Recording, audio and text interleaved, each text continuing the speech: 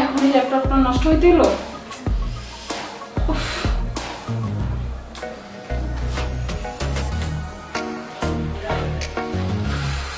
আপনি আমাকে ডাকছিলেন? তোকে কি আমি এখন ডাকছি? এখন তোর আসার সময় হলো? হ্যাঁ, তুই যদি এরকম করিস তাহলে তোর কাজ কাম করার দরকার নেই, বেরো যাস বাড়ি থেকে। কি একটা অবস্থা, আমার অফিসের ইম্পর্টেন্ট কাজ, আমার ল্যাপটপ নষ্ট হয়ে গেছে, আমার মাথায় কিছু কাজ করতেছে না। তোর দিয়ে কোনো কাজই হবে না, তুই আর বাসায় থাকিস না, তুই বেরোয় যাস। কি রে, কি আছে মা? তুই এত রাত্রিরে চিৎকার করছিস?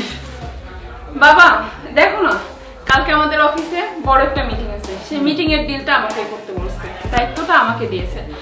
বাট কম্পিউটারে মনে করো যে আমি একটা ফাইল তৈরি করতেছিলাম, বারবার হ্যাং করতেছে, বন্ধ হয়ে যাচ্ছে, আমি যে কি করবো আমি কিছু বুঝতেছি না। কালকের ভিতরে যদি এটা আমি না দিতে পারি আমার চাকরিটা থাকবে না। আমি কি করবো আমি কিচ্ছু বুঝতেছি না বাবা, আমার মাথাটাতে কিচ্ছু কাজ করতেছে না। এত টেনশন করিস না, চেষ্টা করে দেখো। বাবা অনেকবার ট্রাই করছি বাবা, হচ্ছে না কিছু।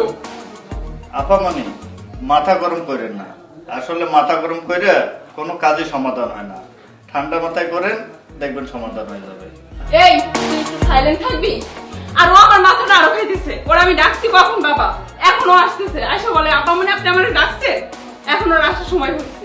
আপামনি কিছু মনে না করলে আমাকে একটু দেবেন, আমি দেখি এটা সমাধান করতে পারি কিনা। বাবা ও আইছে সমাধান করতে, দেখো না। হ্যাঁ আচ্ছা মা, তোকে একটা কথা বলবো, একটু দে না, একটু ওর চেষ্টা করে দেখো। আরে বাবা তুমি কি বলতেছো, ও এইগুলি পারবে নাকি? সারাদিন বড় গরুর ঘাসটা সেইগুলি কেটে বেড়ায় আর বাড়ির কাম কাজ করে, ও আবার পারবে ল্যাপটপ ঠিক করতে? আচ্ছা দিলে সমস্যাটা কি দেখুক না। না আপামনি, আমার মনে হচ্ছে আমি এটা ঠিক করতে পারবো, আমার একটু দেন, আমি চেষ্টা করে দেখি। জানিস মা, সকালবেলা তো ছোট বোনের কঠিন একটা অঙ্ক ও ঠিক করে দিয়েছে। আমার দৃঢ় বিশ্বাস ও পারবে। দেখ ওকে একটু দেখ।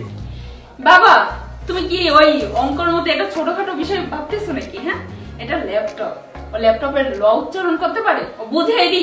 হ্যাঁ, ও তো ফোনই ভালো করে টিপতে পারে না, আর ও শোন, আমার দৃঢ় বিশ্বাস ও পারবে, একবার দেখে না, চেষ্টা করে দেখো। আচ্ছা ঠিক আছে, এত করে যখন বলতেছো আমি দিতেছি, যদি না পারে তারপরে দিব। এনে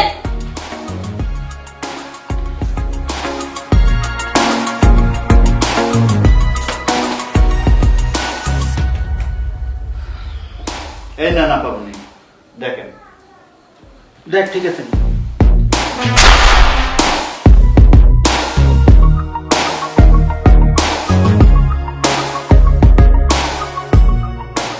বাবা সব ঠিক হয়ে গেছে, কম্পিউটারটা ভালো হয়ে গেছে।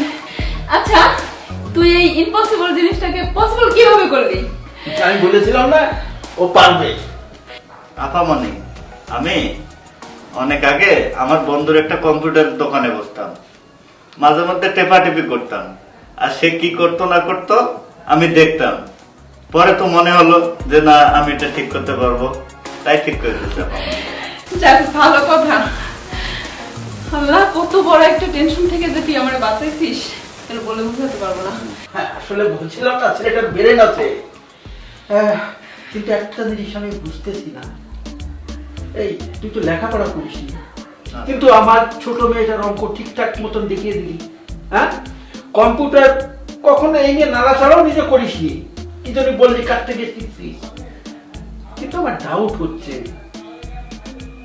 কেন বাবা? আমার মনে হচ্ছে ওর শিক্ষিত ছেলে, কিন্তু ও লুকাচ্ছে আমার কাছে। কি বলেন স্যার, আমি আপনার কাছে কি লুকাবো? আসলে আমি ক্লাস 5 পর্যন্ত লেখাপড়া করছিলাম। আমার বাবা মা অনেক গরিব ছিল, আমার বাবা মারা গেছে, শুধু আমার মা আছে। ওই আমি ছোটবেলায় একটু টেপাটেপি করছিলাম তো, তাই শিখছিলাম স্যার। স্যার আমি এখন যাই স্যার। কোথায় যাবি এবার? আমি ঘুমাবো স্যার, অনেক রাত হয়েছে তো। আচ্ছা ঠিক আছে যা। ঠিক আছে স্যার। মা একটা কথা বলতাম তোকে। হ্যাঁ বাবা বলো। আমার মনে হচ্ছে কি জানিস, ওই ছেলেটা কিছু একটা লুকোচ্ছে, ওর কোনো খারাপ উদ্দেশ্য আছে কিনা। আরে বাবা আমার মনে হয় না ওরকম কিছু আছে, যাই হোক বাদ দাও তো তুমি। বললে তো আর বাদ দিতে পারি না, আমার ডাউট ফিল হচ্ছে। বাবা এই টেনশন তুমি পুরাই মাথা থেকে ছেড়ে ফেলো, ঠিক আছে? অনেক রাত হয়েছে, যাও তুমি যে ঘুমাও, আমার কাজ আছে কিছু হাতে, আমি কাজটা শেষ করে তারপর ঘুমাবো। যাও। আচ্ছা ঠিক আছে, তুই কাজ শেষ করে ঘুমা, আমি যেতে যাই। হ্যাঁ